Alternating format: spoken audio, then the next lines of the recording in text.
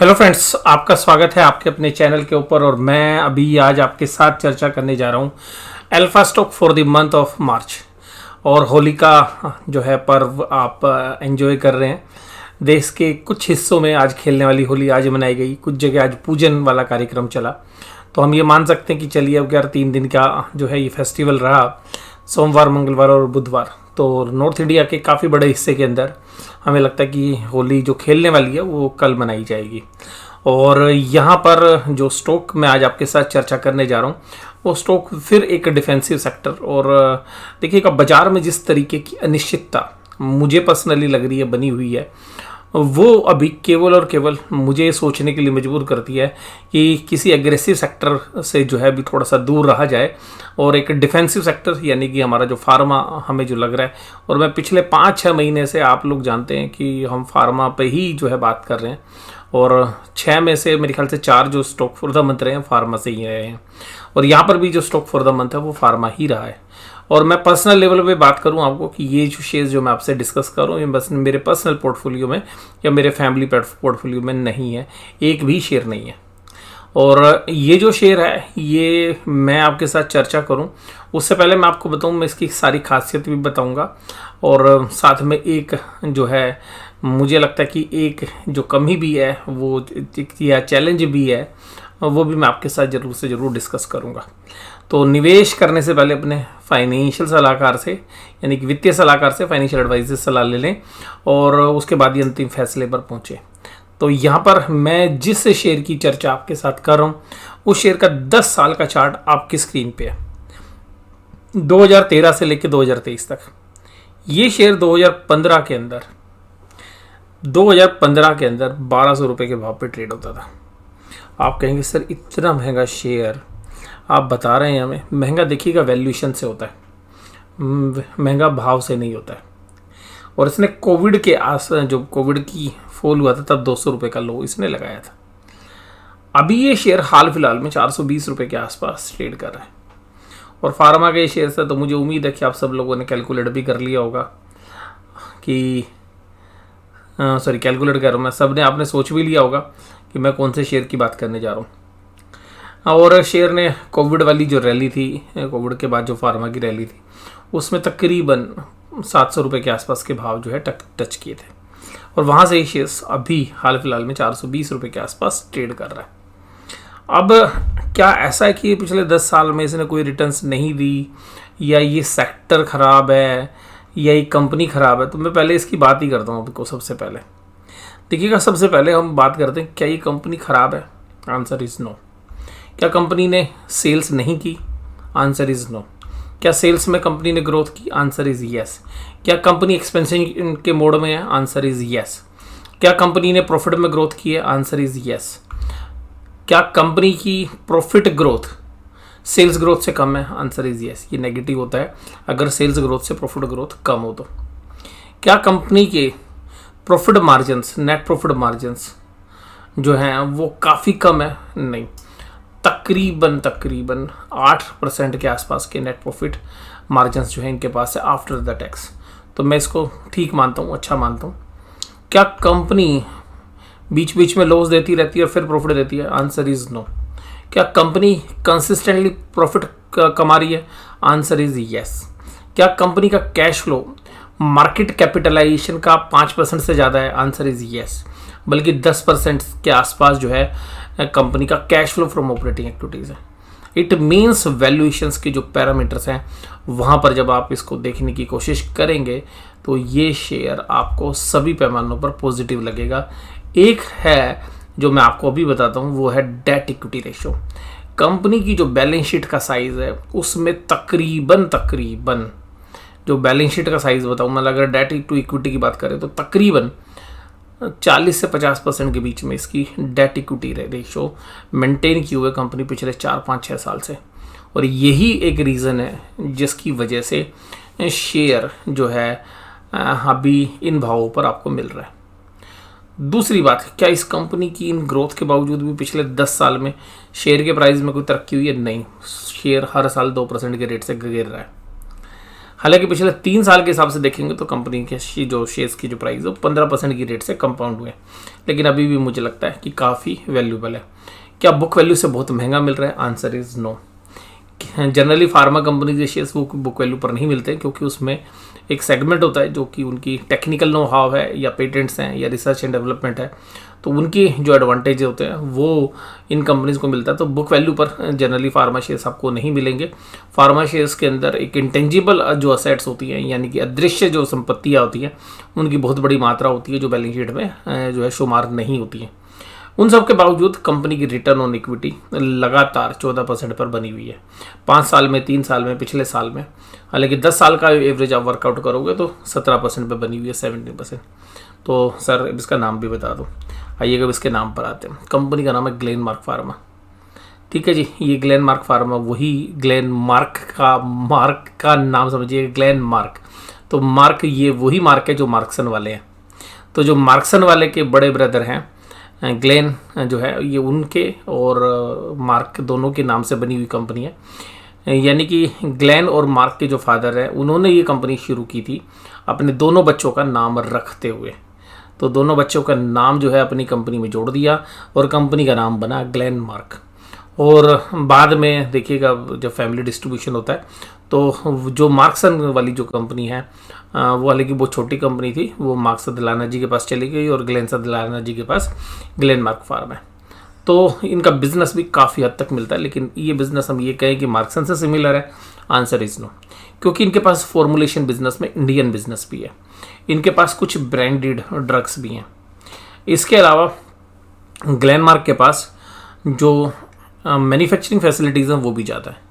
ये company size में भी बड़ी है, लेकिन इस कंपनी में एक ही चीज़ है कि जो फोकस है वो बहुत जगह पर है। जैसे हमारी मार्क्सन फार्मा है, उसका जो फोकस बिजनेस है वो देखेंगे आप तो आपको पता चलेगा ऑस्ट्रेलिया, यूएसए और इंग्लैंड है, यानी कि 3 कंट्रीज़, और बाकी जगह वो ज़्यादा फोकस नहीं करते। तो फोकस्ड बिजनेस जो है मार्क्सन का ज़्यादा है। और ग्लेनमार्क का क्या प्रॉफिटेबिलिटी या वैल्यूएशंस में मार्क्सन से महंगा है? आप ये कहेंगे कि मार्क्सन की और ग्लेनमार्क फार्मा की जो वैल्यूएशंस है वो मोर और लेस एक जैसी है, लेकिन बैलेंस शीट के मामलों में जाओगे तो आप मार्क्सन फार्मा की बैलेंस शीट है इसके सामने कहीं ज़्यादा मजबूत है और फोकस्ड है। क्योंकि आप में से बहुत लोगों के मन में सवाल उठते हैं ये सारी दोनों कंपनीज़ को इवेल्यूट कर लीजिएगा। देखिएगा वो कभी मैं अगर आप कहेंगे तो मैं हो सकता है कि उस समय पर इन दोनों कंपनीज़ की आपके साथ कंपेरिजन भी करूँ। कंपनी की मार्केट कैप क्या है? कंपनी 12,000 करोड़ की मार्केट कैप पर उपलब्ध है। कंपनी का शेयर का बुक वैल्यू देखेंगे 339 है, जो करंट प्राइस 421 है। तो वैल्यूशन वाइज बहुत ही रीजनेबल वैल्यूशन है। देखिएगा मैं आपको फिर कहूँगा ये केवल और केवल लॉन्ग टर्म पिक है। मुझे लगता है ये 2.5 से 3 साल लगेंगे इसमें एक अच्छी रिटर्न्स जनरेट करने में, और अच्छी मुझे लगता है कि ये जो कंपनी है ये आपको अगले 5 साल में 20 से 25% की CAGR दे सकती है। क्योंकि जो इन्होंने एक्सपेंशन किए हैं उनके फ्रूटफुल रिजल्ट्स अभी आने वाले 3 से 4 सालों में आपको मिलेंगे, जहाँ पर कि बैलेंस शीट अनलीवर्ड हो जाएगी। अनलीवर्ड का मतलब है कि कंपनी अपने डेट को काफ़ी हद तक रीपे कर देगी। और कंपनी की वैल्यूएशन अभी भी 13.2 के पी पर है। Return on capital employed 16 times है। रिटर्न ऑन इक्विटी तकरीबन 14% के आसपास है। फेस वैल्यू 1 रुपये की है। डिविडेंड देती नहीं कंपनी, यानी ना मार्क्सन देती है ना ये देती है, तो 0.59 को डिविडेंड नहीं होता। और हाई लो में भी बात करेंगे तो 52 वीक हाई 488 रुपये। मैं इस शेयर्स को हो सकता है कि मैं पिछले महीने ही दे देता आपको, या जो है बहुत जल्दी ही आपको बताया था, बट ये 450 रुपये के आसपास ट्रेड कर रहा था, तो मुझे लगा थोड़ा सा नीचे है। और मुझे लगता है कि इसका बेस्ट प्राइस 410 रुपये और 400 रुपये के बीच में है। और हालांकि 421 रुपये का भाव है, कोई ज़्यादा इसमें भी मुझे महंगाई नहीं लग रही है, मुझे यहाँ पर बहुत रीजनेबली लग रहा है। और करंट मार्केट प्राइस टू जो फ्री कैश फ्लोज हैं उस वैल्यूशंस को भी हमें नज़रअंदाज नहीं करना चाहिए। तो वहाँ पर भी 25 की वैल्यूशंस है, यानी कि जो free cash flow company generate करती है उसके सामने 25 टाइम्स की जो है इसकी मार्केट वैल्यू है। कंपनी का जो बिज़नेस है वो समझिए आप। देखिएगा प्रोडक्ट की जो ऑफरिंग है वो क्या करते हैं, ओरल है, लिक्विड्स है, और इसके अलावा सभी तरीके के जो कैप्सूल्स हैं इनका कुछ बिज़नेस जो है बाकी जो इंजेक्शन वाला जो बिज़नेस है उसके अंदर भी है, और बायोलॉजिकल्स में भी है। डर्मेटोलॉजी, रेस्पिरेटरी और ऑन्कोलॉजी जो है इनके थेरेपी एरियाज़ हैं। इंडिया में 31% बिजनेस करते हैं नॉर्थ अमेरिका में 24, यूरोप में 14, रेस्ट ऑफ द वर्ल्ड 19। और एपीआई जो सेगमेंट है, क्योंकि एपीआई भी देखिए सभी कंपनी आ रही हैं, 11% है, अदर बिजनेस में 1%। और इस कंपनी की जो सब्सिडरी कंपनीज है वो ग्लेनमार्क लाइफ साइंस है, जिसमें इनके पास 80% से ज़्यादा हिस्सा इस कंपनी के पास है, जिसका आईपीओ भी आपने देखा था कि पीछे आया था। इनके 9 ब्रांड्स जो है टॉप 300 जो इंडियन ब्रांड्स हैं उसके अंदर शुमार है। और ये फार्मा के अंदर हमें लगता है कि काफ़ी अच्छा है, और उस बिज़नेस की टोटल वैल्यू 1500 करोड़ रुपए के आसपास बनती है। यूएसए में भी देखेंगे तो 170 जो प्रोडक्ट हैं इनके ऑथराइज हैं, वो जो यूएस मार्केट में डिस्ट्रीब्यूशन के लिए उपलब्ध हैं। तो 15 टॉप जेनरिक मैन्युफैक्चरर्स जो हैं उनके अंदर ये शुमार है कंपनी। यूरोप बिजनेस सेगमेंट में अगर हम बात करें तो वहाँ पर भी इनकी अच्छी परचेंस है, और डायरेक्टली जो है यूरोप में 12 मार्केट को ये टैकल करते हैं, और इसके हिसाब में रिसर्च एंड डेवलपमेंट पे भी एक अच्छा खासा हिस्सा जो है खर्च करते हैं।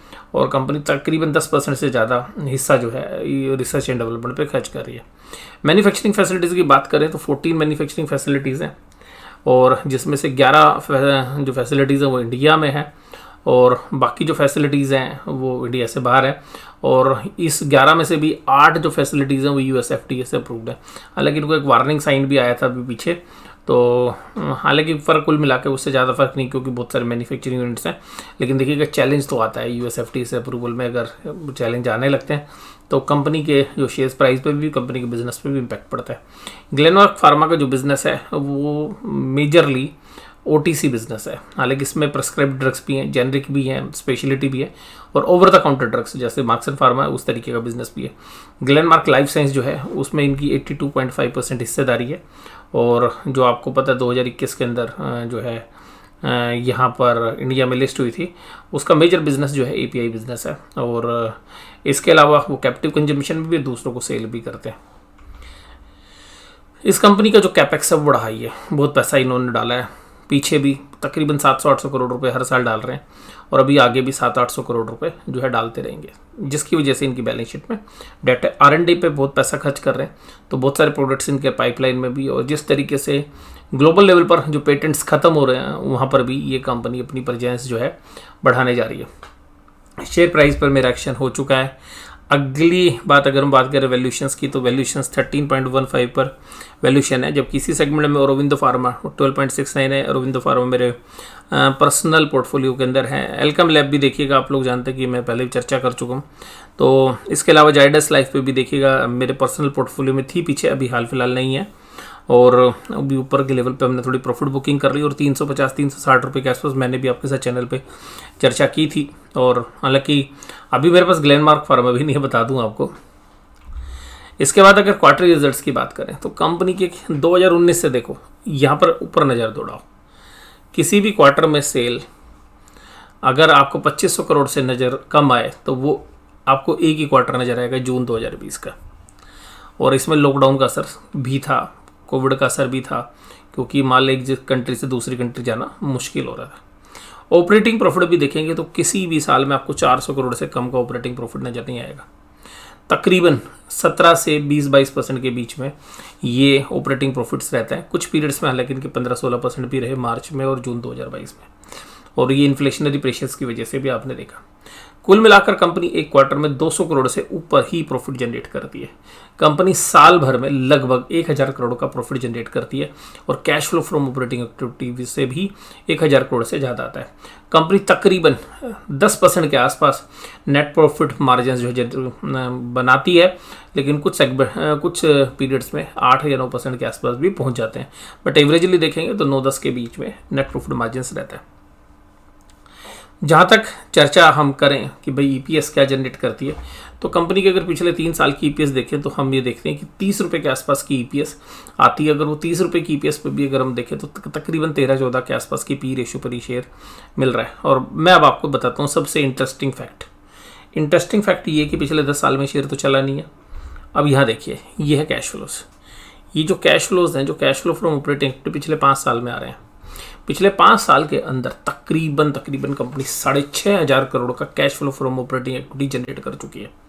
लेकिन कैश ये फ्री बचा नहीं, इनके पास फ्री कैश फ्लो के रूप में ये कन्वर्ट नहीं हो पाया। बट ये बता रहे हैं कि ये जो कैश फ्लोज हैं, इनकी वजह से ये सस्टेनेबिलिटी अगर रहेगी अगले 5 या 6 साल में, तो जो फ्री कैश फ्लोज है वो काफ़ी तेज़ी से बढ़ सकते हैं, क्योंकि कंपनी ने जो एक्सपेंशन के लिए डेट लिया है वो शायद अगले 2-2.5 साल के अंदर, क्योंकि जिस तरीके से कैश फ्लो की पोजीशन है, तो अगले 2.5 से 3 साल के अंदर कंपनी तकरीबन तकरीबन 50 से 60% डेट को रीपे कर देगी। और जब डेट रीपे हो जाएगा तो फ्री कैश फ्लोज की मात्रा भी बढ़ेगी, बैलेंस शीट के अंदर डेट इक्विटी रेशियो भी नीचे की तरफ आएगी। और मुझे लगता है कि 4 से 6 क्वार्टर के बाद इस कंपनी के शेयर्स की री रेटिंग होनी लगभग लगभग तय है। अगर इसी तरीके से जो प्लान के हिसाब से जो कंपनी की मैनेजमेंट सोच रही है उस तरीके से चलेगा, तो मुझे लगता है कैसा होगा। कंपनी की इन्वेस्टिंग एक्टिविटीज़ में देखिएगा, क्या लगातार 600-700 करोड़ से कम की इन्वेस्टमेंट नहीं कर रहे हैं। तो जो इन्वेस्टमेंट इन्होंने कर ली है तो ये बहुत बड़ा एक्सपेंशन है। और फार्मा में मुझे लगता है कि एक्सपेंशन जो है आइडियल नहीं होता, यानी कि व्यर्थ नहीं जाता है। तो कुल मिलाकर मुझे एक पॉजिटिव संकेत ही जो है मिल रहे हैं। और शेयर का प्राइस चला नहीं है, सबसे खास बात तो ये। और अगर हम इनकी एफिशिएंसी देखें, इन्वेंट्री कितने दिनों के लिए रहती है, तो दवाइयों में देखिएगा इन्वेंट्री इनके पास 200-250 दिन की रहती है, क्योंकि पूरे वर्ल्ड में डिस्ट्रीब्यूट होता है।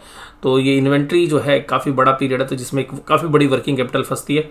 डेटर से कलेक्शन में भी इन्होंने काफ़ी एफिशिएंसी की है, जहाँ पर 130-140 दिन पैसा मिलता था, अब वो तकरीबन 90 दिन के आसपास आ गया है।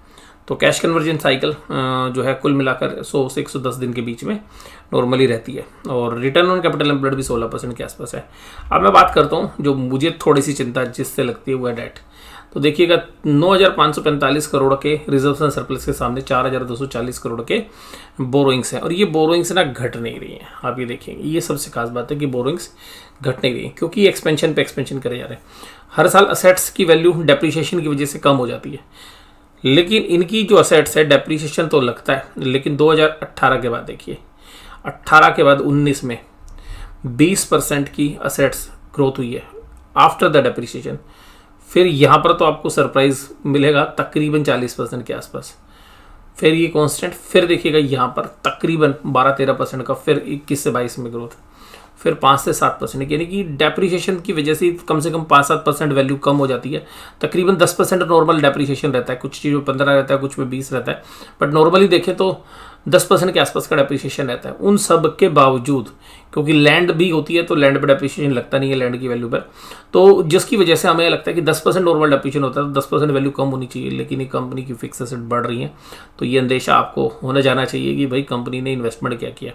इसी तरीके से जो कैपिटल वर्क इन प्रोग्रेस है वो भी 1000 करोड़ का बना हुआ है, यानी कि ये जो कैपिटल वर्क इन प्रोग्रेस है ये वो काम है जो अभी फैक्ट्री तैयार हो रही है नई दवाइयाँ बनाने के लिए, या नए रिसर्च हाउस बनाने के लिए, या किसी भी तरीके की ऑफिस बिल्डिंग के लिए। तो जनरली इसमें फैक्ट्रीज ही हैं ज़्यादा। तो जो दवाइयों के लिए नई मैन्युफैक्चरिंग यूनिट्स जो तैयार कर रहे हैं, तो वो यूनिट्स हैं इनके अंदर, तो वो भी आप देखिएगा अगले सालों में आप बढ़ते हुए देखेंगे।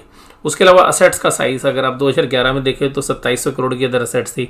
5 साल पहले अगर 2016-17 में देखें तो 7-8 हज़ार करोड़ के आसपास थी, वो भी 10,000 करोड़ के आसपास है। तो कुल मिलाकर असेट्स लेवल भी कंफर्टेबल है। और मुझे बस एक ही चिंता लगती है, वो है बैलेंस शीट में डेट, और जिसकी वजह से इसको वैल्यूशंस कम मिल रही है। वहीं पर मार्क्स एंड फार्मा एक प्योरली डेट फ्री कंपनी है। तो क्योंकि कंपैरिजन मैंने आपको कर दिया है, तो आपको एक चीज़ और भी मैं बता सकता हूँ कि जो लोग बड़े ट्रेडर्स हैं या अभी उनको इन्वेस्ट करने का मन नहीं है, तो मुझे लगता है कि इस तरीके के शेयर्स के अंदर थोड़ा सा सेफ्टी है, या बड़ी मात्रा में अगर आप शेयर्स खरीद सकते हैं तो जो 400 रुपये के आसपास का भाव है वो एक काफ़ी बेस है। उसके आसपास की पुट ऑप्शंस जो एफएनओ ट्रेडर्स हैं जो जानते हैं, तो वहाँ पर जो पुट ऑप्शंस हैं वो सेल की जा सकती हैं। और मार्क्स एंड फार्मा की जो पुट ऑप्शंस हैं उनके अंदर भी हालांकि देखिएगा प्रॉफिट तो इतना नहीं होगा, बट अगर 400 रुपये का भाव आ जाएगा, जो पुट ऑप्शन के सेलर उनको क्या फ़ायदा है, या तो भाई भाव आ जाएगा, और अगर भाव नहीं आएगा तो जो ऑप्शंस का प्रीमियम वो आ जाएगा। और मुझे लगता है कि मैं आपको बता ही देता हूँ कि क्या भाव चल रहा है उसका। और अगर हम ऑप्शन चेन की बात करें तो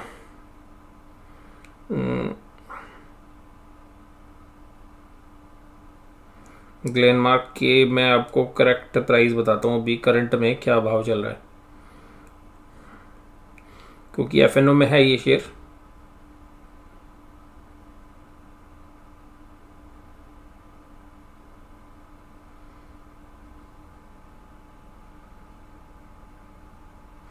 ग्लेनमार्क की 400 रुपये की पुट, हालांकि ज़्यादा महंगी तो नहीं बिक रही है, और 3 रुपये 70 पैसे की है, और कुल मिला के 1450 शेयर का लोट है इसका। तो फिर भी तकरीबन 1,10,20,000 के आसपास मार्जिन लगता है। तो वहाँ पर भी आप अगर मंथली बेसिस पर भी कैलकुलेट करेंगे और 400 रुपये का शेयर प्राइस रहता है तो तकरीबन 6,000 रुपये के आसपास जो है इस शेयर्स की ऑप्शन बेच के बन सकते हैं। तो अगर 1,10,20,000 के ऊपर अगर 6,000 रुपये की रिटर्न्स आती हैं तो वो मुझे लगता है कि 400 रुपये का भाव नहीं आएगा, और अगर 400 रुपये का भाव आएगा तो आपको 400 में शेयर मिल जाएगा। 400 में भी आपको 3-4 रुपये प्रीमियम मिल रहा है, तो 396-397 के आसपास शेयर्स मिल जाएगा। तो जो लोग बड़ी मात्रा में शेयर्स खरीदते हैं उनके लिए ऑप्शंस यानी कि पुट ऑप्शन सेल करके जो है बाइंग की जा सकती है, और जब तक प्राइस ऊपर चल रहा है तो उनको देखिएगा, खरीदने वाला बेनिफिट तो नहीं मिलेगा। अगर शेयर 60 रुपये चला गया, तेजी हो गई, तो आपको तो वही 3.75 रुपये मिलेंगे, बट एक ये है कि आप जो है एक तरीके से इंटरेस्ट लाइक इनकम कमा सकते हैं जो फंडामेंटली साउंड शेयर्स हैं, और जो जहाँ पर आपको पता है कि डाउन साइड रिस्क जो है लिमिटेड रहता है। तो मुझे लगता है कि ये जो चर्चा मैंने आपके साथ की ये काफ़ी फ्रूटफुल रहने वाली है। वीडियो देखने के लिए धन्यवाद। Thank you very much.